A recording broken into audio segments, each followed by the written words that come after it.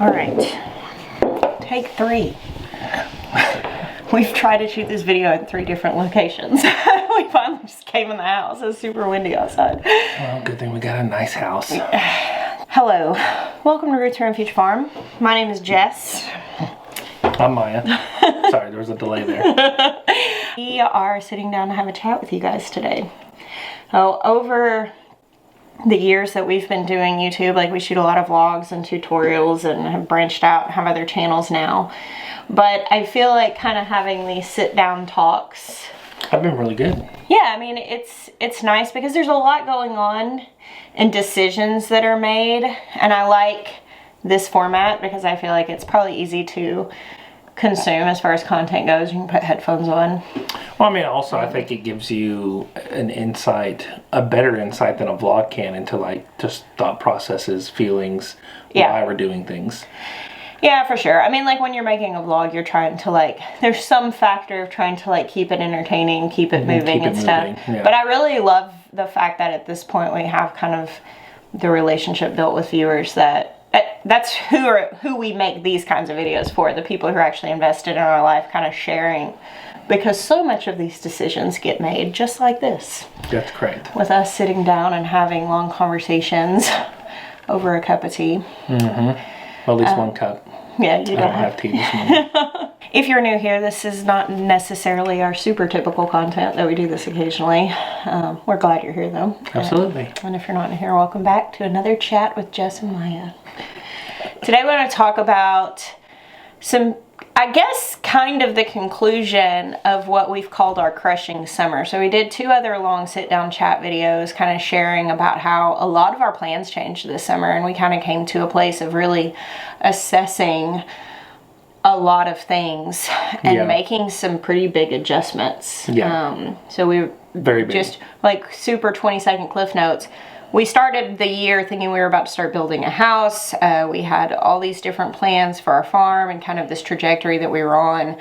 And after some like life changes and just some different circumstantial things, we decided to pivot and then really started to assess everything. Like, why are we doing what we're doing? And downsized, cut back on a lot of things. And that has led us to kind of, I feel like probably kind of the conclusion of aligning our life, which is what we're getting to here at the end of the year. Yeah. This is probably the last big for this year thing that we're shifting around. Yeah. I think it's going to be a huge change. So we'll go into that. You had something you wanted to share first. Yes. We are launching a new product on our store. To go kind of like where it started, it really started almost a year ago when we opened Beulah. The very first partnership that we ever made was with a farm in Guatemala. Beulah is our coffee roasting company where we sell fair trade coffee and loose leaf tea. Correct. Sorry, I should have specified that. That's why we work together. So the very first farm that we ever partnered with was our farm in Guatemala with Gio and his family. And that relationship came about because of a nonprofit that does water filters. How they knew about this farm and this family was that they had placed some water filters in his village in Guatemala. And so like that kind of opened the door for us to be able to partner with Gio and do the coffee thing. So back then that kind of got the conversation going about the filters. And so for a year we've been looking into this. Like, is this something that we wanted to be a part of and to partner with? We're still getting kind of launched in that. I mean, it's been 1 year. We just celebrated 1 year with Beulah and it's going very well. One of the things we wanted to be able to do was greatly benefit the places where our coffee is grown, and it's important to us that we're leveraging our influence in a way that can benefit people. Correct. So we wanted to explore potentially being able to do a partnership where we could work with the villages and bring in clean water also. Right. So that's kind of where it started, and where it's gotten to is that, you know, we have now gotten with a filter manufacturer that manufactures the filters in the United States, which was a big factor for us, because then we can trust the process of what it's going through to be made. Like I really get behind stuff made in the USA as often as I can. They're made in the United States.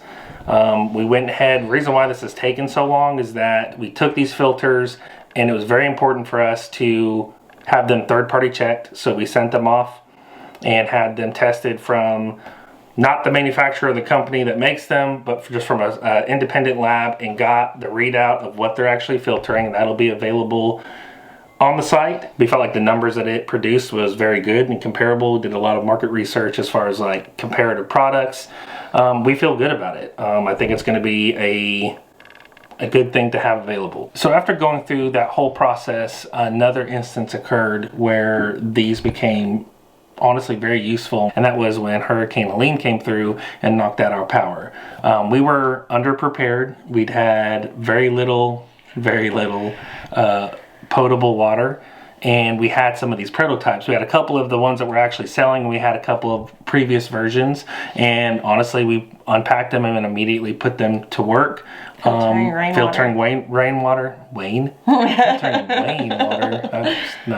Filtering rainwater, and that's really the water we used for the first 2 days before I was able to figure out a solution for the well to get water back on.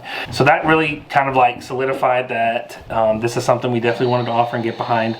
So on our site, we've got 2 options. You can buy just a single replacement filter. Now, I was curious about this, and this is actually something that I think is interesting. We had another water system that we used for a very long time. Yes, but that about a year ago, the filter started getting kind of difficult to get. Right, and we were kind of running to the end of the filters we had in there, so we were going to have to find another solution, and that is, we are stainless steel Berkey, so actually these fit into that seamlessly. You can fit 4 of them. Holes are perfectly lined up. It seals. So I thought that was, honestly pretty important. So I cannot make the claim that these are going to fit into every single filter basin that's out there, but we are currently using these in our stainless steel Berkey.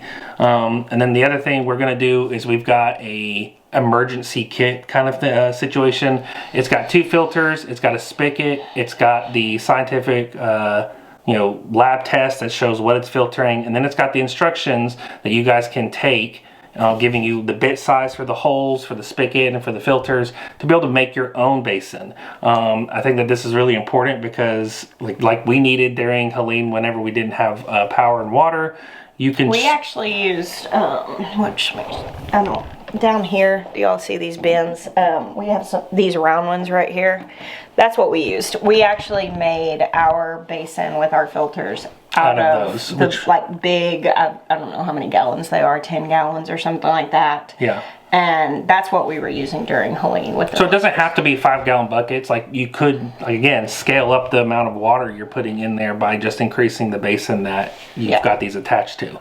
But if you're not using them, you can buy the kit, keep it stored for whenever there's an emergency. You literally, like we did, unpack it, hook it up, and now you've got potable water. So in the future, we're exploring some options for actual containers that we'll have available that you can buy. We're not there yet. No. This was kind of in the works when Helene happened, and I had mentioned it in a video. We've had a lot of people checking in.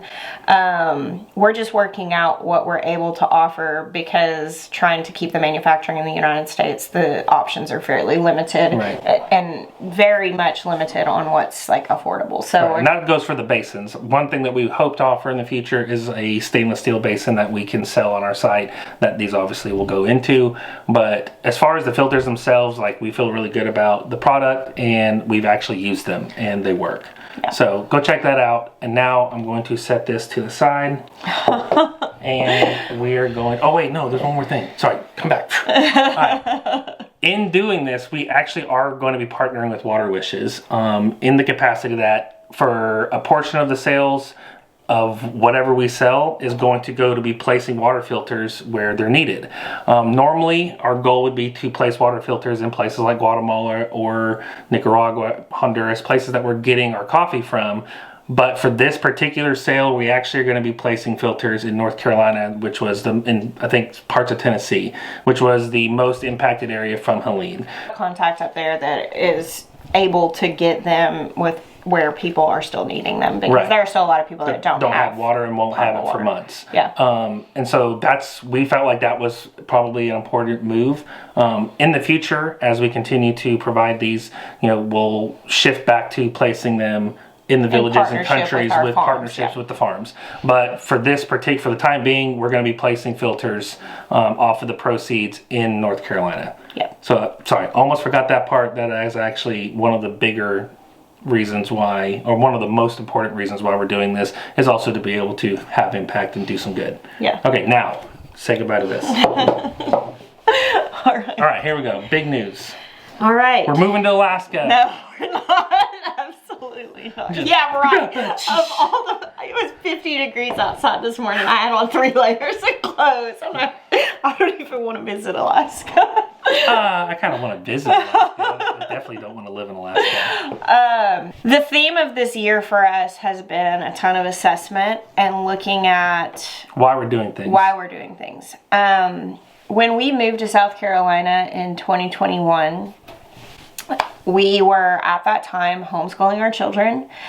We had previously been homeschooling our children, and we moved here. And of course, we have such big vision and hope to be able to provide resources for the community, to be able to provide teaching, bring people together. When we moved here, we had the option of a very, very small private school that my older boys who had wanted to go to school outside of the home, that was why we first looked into that school. And upon looking into it, we really felt like the little boys would benefit from it in a big way. Yeah, I don't say that that's accurate. 100%. We have so loved that school, and honestly, like when we moved here, about 6 months after we moved here, my health flared really big, and I've gone through a ton of healing in the last 2 years physically, gotten over a lot of things. And with all the adjustments that we've been making this summer, I also want to say, let me go back and finish a thought. We have loved our kids' school. It's been amazing. Yeah. We absolutely love it.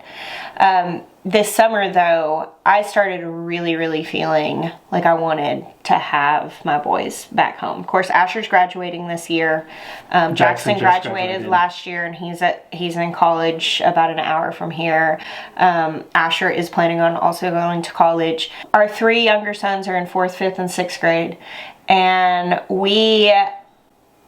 when I started feeling this summer, like, man, I would really like to have the boys back home. I would really like to get back into homeschooling. Yeah, she brought it up to me, and honestly, I was like, okay, I'm just thinking, I don't know how we do that. Because, here's the other thing. We were in the middle of the crushing summer where we had so much going on, hadn't downsized, hadn't shifted anything. And I'm thinking, there's no way we add schooling onto this. There was that. We couldn't see how it was going to work. And then there was also the fact that we really loved their school. And so it was like, okay, I guess let's just dismiss that. Even though I felt it and really kind of wanted it, it was immediately, we were just like, oh, that's not going to work. I think another factor is that also I didn't know how the boys would receive it. I didn't want them to hate it. They love their school. They love going. They made lots of friends.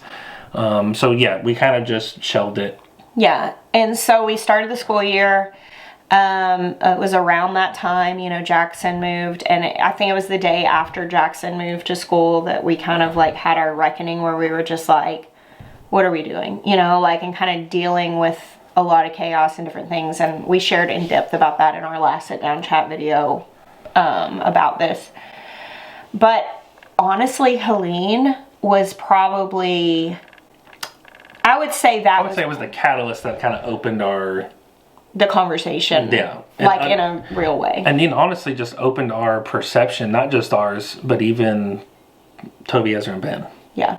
So during Helene, we went the full week without power, which we're fairly set up for it. There were some things like us having to pull water filter prototypes out and filter rainwater and different things, but it really, really tested our system, showed us where the holes were. We've made a lot of goals out of that and things that we are making adjustments moving forward. I was so honestly impressed and maybe a touch surprised at how our kids bucked up, worked, there was a lot of work because everything was pretty much being done by hand.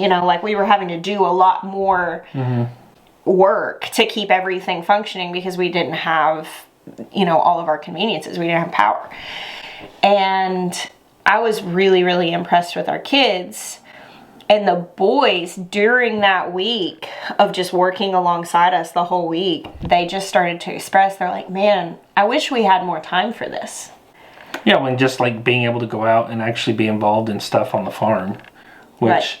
there's a couple of things. One, they hadn't really up to that point shown just a whole lot of interest, and we've never really forced.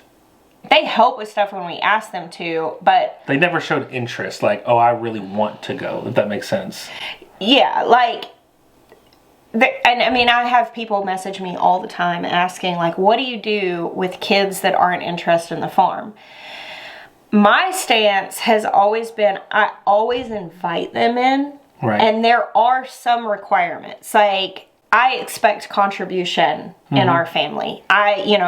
Across the board. We're cooking dinner, I expect help cleaning up, or I expect help with something. And if I'm in the middle of cooking and I need you to run outside and grab something from the garden or the pantry, I expect you to do it. Like, oh, we run out of milk, you need to run out to the barn and get milk out of the barn. I expect contribution from my kids, but I've never wanted, and this is just my own personal thing, I've never really wanted to saddle them with a heavy weight of something that they have no passion for. Right. I think part of that is my fault because that's what kind of happened to me, and it made me not want to be a part of this lifestyle because it was saddled like that. Early in our relationship, that was definitely a dynamic. Like, Jeremiah was not on board for homesteading, and the more I tried to push it on him, the more it caused a disconnect from us. And so the way that I really, really went about it was I fully immersed myself with what I was passionate about, and eventually he came alongside and has really found his expression, and now I think we're applying that same method to our kids. Right. We've really fully immersed our family and ourselves in this, and honestly, I've just been having faith that they would come alongside. Right. And I'm not even saying that that's the right way to do it, or that some other way might not have worked or been better, but that's the way that we've done it. Right. I mean, that's all we're saying. Like, I don't know what's going to work for your farm and your kids, and like those are so many variables. Like, do whatever you're feeling led to do. Yeah. During Helene, kids kind of come alongside and they start expressing, man, I just wish we had more time to do this. And so we started inviting them into some different areas, even after the power came back on and school came back and all that stuff. Right. And like Toby, Ezra, and Ben specifically have really been wanting to come out, wanting to help in the barn, wanting to help move the sheep. And we're seeing this desire come up in them to want to learn this stuff that I don't take that for granted. And it's almost like if you've raised children, you know that if they show desire for something and you discourage it long enough, eventually the desire will go away. They'll move on to something else. Some weeks as the aftermath of Helene, and we're in the middle of just all of this assessment, I called Jeremiah one day and I was like, I am just feeling such an urgency of really wanting to go all in on the things that we're passionate about. And we're mostly in. I mean, like, we are committed to this lifestyle, but there have been areas where we're still like reserved or trying to maintain, I don't even know what to call it, like normalcy. Is that it? Yeah. I don't really know. I don't know if normalcy works. I don't have language for this. I called him and said, I want to go all in, like fully, even if it costs us. She wants to go full Little House on the Prairie. I really do. But like realistically, trying to balance social life and community and all of these different things, it's really hard.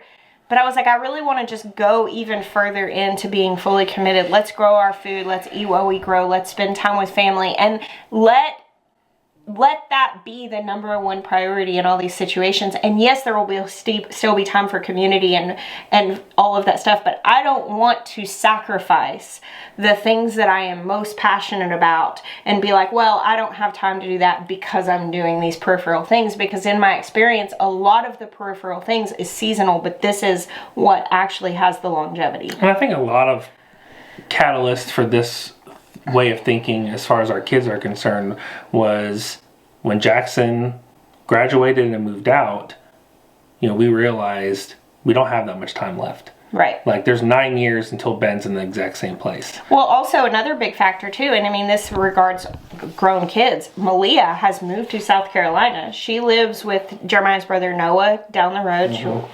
We rent his spare bedroom for her to have some. She's an adult. She's working. She's doing that. But she has a ton of interest in wanting to learn the farm. She wants in on this. This was kind of the thing of like, man, I want to be more intentional in raising my children up in this. And it's not that we haven't been. I don't think that it was the time, but now it is. Yeah. And I think the thing that kind of sealed it for us for sure was the boys, the 3 little boys, Toby, Ezra, and Ben, were like, I want to be homeschooled. Yeah, they started when they started communicating that was something that was on their heart, that they desired. They didn't have to tell me twice. I was like, really? And I was like, what? And I challenged them straight. I said, what about your friends? I mean, we can still be friends. We'll just have to be more intentional and hang out on weekends. And well, I asked some questions because I wanted to make sure that they had the expectations, like that, right. Like if you're wanting to be homeschooled, that's not getting you out of school. Like they didn't have that expectation, but we definitely checked to make sure that they understood that it wasn't what they were asking a cakewalk. Yeah. So yeah, they expressed that, and so we sat down and just talked logistics and decided that we were bringing our kids back to homeschool. It's very exciting to me just because I am such a teacher at heart. I loved homeschooling my kids. I love spending the time with them. I love having them with me. But now that the boys are at this age, they're kind of all in that, like, just brink of, like, they're prepubescent, like, about to go over that edge. I mean, they're such sponges for learning, and they're deciding who they're going to be, and they're deciding what their interests are going to be, and we're seeing different strengths. Like Toby loves hunting, and Ezra is my little artistic bookworm. He's probably personality wise the most like me. Ben's personality is a lot like mine too. Ben is in sports and stuff like that. So he's got some of me too. Yeah, he's very competitive, which Jessica is not. Yeah, but with them having these different strengths, Ben loves a job. He loves working. He loves accomplishing things. He loves responsibility. Yeah. Ezra, actually, like, one of the things that he and I have been talking about, which he's probably my biggest helper in the kitchen. He likes cooking. Yep. He loves recipes and finding different things. And so he and I do things like that together. But overall, we're just looking at their different strengths. And the bottom line is the thing we really want more time. But honestly, I realize that, like, especially at the age that they're at now, we've got a lot to teach. Like, yes. The freedom of homeschool is like, okay, with us consistently showing up, for example, the horses. Like, they've expressed the interest to learn to ride. I can now have the time. It can be part of their curriculum. Yeah. Learning to ride horses. That's on Wednesdays. I can teach them woodworking. You can teach them... That was another thing with, like, us getting ready to build the shop. When we started talking about homeschooling, the kids have really expressed, I want to be able to help with that. I want to learn how to do that. Well, when they're gone at school as much as they are, and then also the activities that come with that. It's not just the school day. There's a lot of extracurricular activities that come with that. I mean, realistically, we're having to do all this work when they're not here, and therefore the opportunity to teach them is not there. When they come home, we're doing homework and, of course, cooking dinner and doing all these things. Covering activities, whatever. And so it's not lending a lot of opportunity to teach them woodworking and to teach them these things. Like, it's crazy. Like, I know all this stuff about foraging, and my kids don't know it. And that's the thing in assessing, like, where do I want to adjust? Like, I don't want to have a bunch of knowledge that I don't have the time to hand down to my children. Right. And I'm actually at this place, and I don't want to subsidize my life anymore. Like, this has been the big thing that I'm sitting with, and I don't even know that I've got it processed enough to fully communicate the concept. I read a book, I don't know, it's been a handful of months ago, by Will Harris, who has White Oak Pastures down in Georgia. The book is called A Bold Return to Giving a Damn. And he talks about regenerative agriculture. He's done something just incredible in showing the regenerative agriculture model over the last, I don't know how long it's been, 30 or 40 years. I mean, he's an older gentleman and he's really come out recently with this book. He's done some different interviews and some different things, but he shares the regenerative agriculture model in a way that shows how redemptive it could be for the earth and the situation the earth's in. Yeah. And also for our health and all that stuff. Well, he used a phrase in that book that really stuck with me. He talked about our current food is artificially cheap. Because of all of the subsidies and all of the way that commercial agriculture is being done, we're able to purchase food, and it's honestly, it costs more to produce it than that price reflects. And I've said for the last few years, one of the big things I've had to wrap my head around in growing our own food and eating our own food is it takes way more time and energy and effort than our culture leads us to believe that our food should take. And I have got some blowback on that from people being like, no, that's, that fixating on your food, like that's not healthy. And I'm like, I'm not fixated on it. It's just how much it costs. This is how much time and energy it costs me to produce my food. With being busy in life, like especially going through the crushing summer and just how stretched thin we were, one of the things that sacrificed the most unintentionally, and we didn't even realize, was food. We were too busy to cook the meal at home. Yeah. We would have to get... Especially to enjoy it. We were still cooking a lot of stuff, but it was so basic and so, there wasn't a lot of joy in it. Sure. And so, sorry, I didn't mean to interrupt you. No, you're good. But that... It's true. It's just okay... We're eating the same roasted chickens over and over and over again. We're already the late same crock for pot dinner, stuff. and what do we do to figure it out? Oh, spaghetti again. Now, granted, the ingredients are all fine, but it's just there was no joy. We love food. It's such a joy. It is, and I want to be able to commit the time to and honestly, it was like giving up the time to connect around cooking. Bringing our kids in to help do that. Yeah. Us doing it together. There's a lot that can go in around. Right. The time and the experience of feeding your family.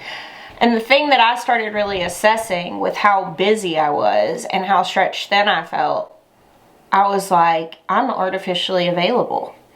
And it made me think of that artificially cheap concept of when you actually assess what goes into producing something, when you actually assess what goes into just being a healthy human, and you think, oh no, you actually do need to sleep that much. Oh yeah. If you're not sleeping enough, it's going to cause repercussions. You actually do need to move your body this much. You actually do need to make the time to eat food that nourishes your body. And if you're going to have a family, this gets really hard and people can get really defensive. It's I can't. I understand. There are times that you absolutely can't, but ignoring the fact that it's needed, if you shove that away because you can't do it ideally right now, eventually you'll find yourself so far away from it that you got a lot longer to get back to it. I saw something recently that said that if you realize that you're on the wrong train, get off as fast as you can, because the longer you ride it, the longer you have to get back to where you're trying to go. Right. And so when I was I don't want to subsidize my life anymore, and I have been so thankful for the school that my children have been in.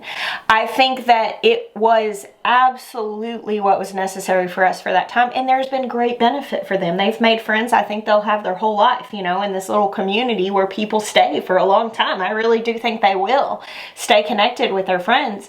And we've made friends. We've made connection. And I'm not even saying that they won't ever go back there. Maybe in their teenage years, they'll decide that they want to return to that. I could see that potentially happening, like what happened with the older boys. Right now, I want to take responsibility for what they're learning. Mm-hmm. And if that costs me availability somewhere else, that's okay. Yeah. Because if there are all the places that I really want to be putting my time, like teaching the kids and cooking the food and growing the things and being at home, and I say, okay, well, I'll just take the time from those things to offer availability, I've now subsidized, and I'm artificially available. Right. And it's like that artificially cheap food. And so that's been our real assessment. So we're actually, right now, we're still working on getting the projects around the house done. Inside the house. Yeah, inside the house. We're still like finishing up, like Jeremiah's been working on the laundry room this week. I just cut the paint in last night before last. And so we're finishing that and finishing the kitchen. We're organizing a lot of stuff. Getting rid of some stuff. That is one thing with homeschool, is that we don't have a dedicated homeschool space. We're not going to. It just is more stuff in the house, and having some sense of order, I have found in my experience with homeschool, makes a really big difference on how smoothly things operate. Yep. So we are getting all that stuff done. Obviously we're getting into the holiday season now, and at the end of this year, we're picking up and starting to homeschool again. Yeah, so that's a pretty big deal. It is a big deal. I mean, I do think that it will probably somewhat affect the content. I mean, you see the kids a little bit more, because a lot of people say, how do you manage, and they used to say when I homeschooled, how do you manage that with the farm? It's all so integrated. It is.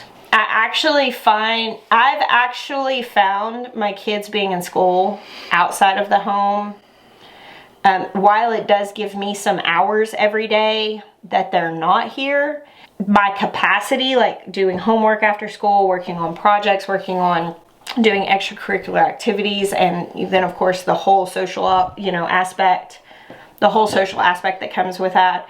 I would say that we probably spend, minute by minute, probably more time doing school that we have to separate from the farm doing school. Whereas when we work homeschooling, there's just a lot more integration. We're doing things together. We're all together. And that's what I'm looking forward to, getting back to that. I definitely am. I actually don't view this as something that's going to be adding a lot more to the list. Honestly, I think it's going to help a lot. Yeah, I mean, now we will be less available. I'm very excited. I feel like it's just going to settle in and bring a lot of peace in our day-to-day life. I'm looking forward to the time with them, the extra time, and feeling like I'm imparting more knowledge and skills. There's one part, I'm going to share this. This is pretty private, but I think that it's okay. I might go. What are you about to say? I just want to be able to remember this, 10 years from now when I watch this video. We sat the boys down, and, we talked to Asher first, because Asher's just a handful of months shy of graduating, and he's actually he's going to stay and continue and graduate from a school, which I think is that makes sense. He's already applying for colleges and stuff like that, and also he's like, Mom, the second semester of senior year is so fun. I just want to be here. I'm like, I totally agree. I think that's completely fine. And I'm so thankful that he's getting to graduate from such a great place. We sat the 3 younger boys down, and I told them, I'm like, so this is what we're thinking. You guys had mentioned this, and this is, we'd sat with it and talked about it for probably a week or so. After we'd been tossing it around softly, but then we actually said, no, what would it look like for us to really hone in on our goals and living the life we want to live? And so when we finally brought the kids into the conversation, they said, why? Why do you want to do that? And I sat there for a second, and I got a lot of reasons. But the baseline, like the truest reason and the deepest reason, I just was like, honestly, we really just want you with us, as much as possible. I mean, we want to support you guys, and if you have goals that are separate, if you have things that are important to you, we want to hear you on that. But if you're open to being here and letting me be your teacher and us honing in on the things that you're interested in, and I get to do that with you, like, we really just want you with us. We want as much time as we can have. And like, all 3 of the little boys just like teared up, and they were like, y'all want us with you like that? Like, and man, that was really special to me. That was really precious to have that connection, and the point where they were like, we want to be with you. Yeah. And that window doesn't last forever. No. That they really, really want to be with you. And I want to take full advantage of it. Yeah, for sure. So It was really special. I'm looking forward to it. And I think it's going to be really fun. It's hard to really fully convey the process that this year has been. It is. I think we've done about as good a job as you can do explaining and sharing. But, like, it's really hard to give understanding. Yeah. And I mean, I think some people totally get it because they relate to the situation. Yeah. Some people don't, and that's completely okay. You know, over the years, I've really shared about homesteading and modern homesteading and what that looks like. And for a lot of people, they are balancing their full-time job that they want to stay at with coming home and doing this on evenings and weekends. And some people are looking to make a living off their farm, and they're looking to be able to go in a deep way. Some people want to go live off grid in the woods, and some people want to... There's just such different levels of how much of your life you're going to give to growing your food and becoming a creator instead of a consumer.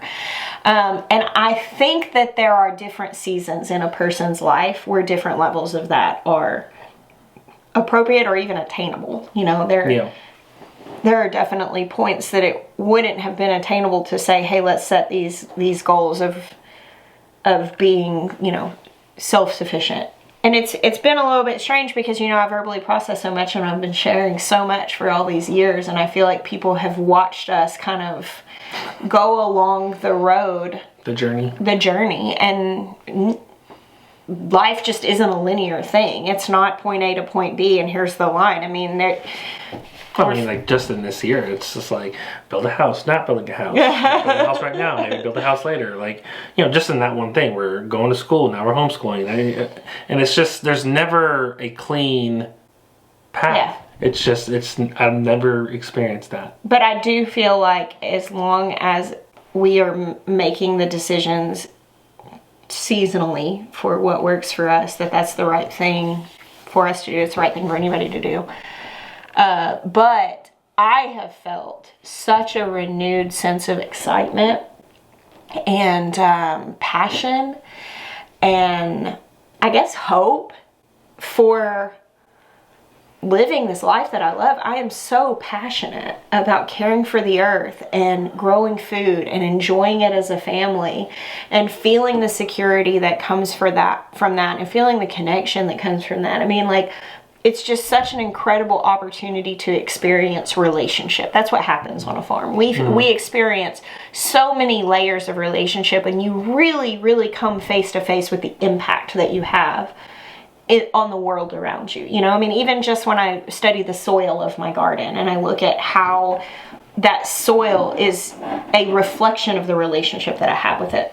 And it's like that in everything. It's like that in the cattle. It's like in all the livestock. It's like that in just everything on the farm. It's like that in our marriage. It's like that with our children. And I think the thing that I have felt greatly passionate about right now is that I think just taking this period of time to just completely, fully focus on that is really, really exciting and really, really beautiful. It's going to set up some really valuable time in the future too. Yeah. To take this time with our kids and impart this stuff and connect with them in that way. And yeah, I feel like what the choices to simplify and just put everything on the chopping block that we've been faced with this year, it really does feel like making an investment in the future of our family. And when we talk about legacy, and we talk about longevity, and we talk about building relationship and connection, I mean, sometimes... Bless you. Sorry. I guess that was a cough, not a sneeze. I just think that sometimes the most crushing seasons that require the most assessment and letting go of your plans and letting go of how you thought things were going to be, the seasons that seem to cost the most are opportunities to invest and have so much more in the future. That's exactly what it is. Yeah. I'm going to take a step back. I'm going to stop doing this. I'm going to adjust this. That way my trajectory can change and I have this result in the end. Rather than just continuing on doing the same thing on the trajectory you're on. Yeah, no matter You're literally how little sense it makes. You're changing the future. We're literally adjusting the future. That was really good. We're manipulating time like a scientist. You watch too much sci-fi. It's okay. You're like, there is no such thing as too much sci-fi. That's so true. All right. Well, I think that is what we wanted to share. It is. Kind of the update on where we're going. And we'll probably have another sit-down chat with more updates as things develop. This is News Roots and Refuge. Signing off. I'm kidding. Thank you guys for hanging out with us today and every day along the winding path. We bless you. Until next time.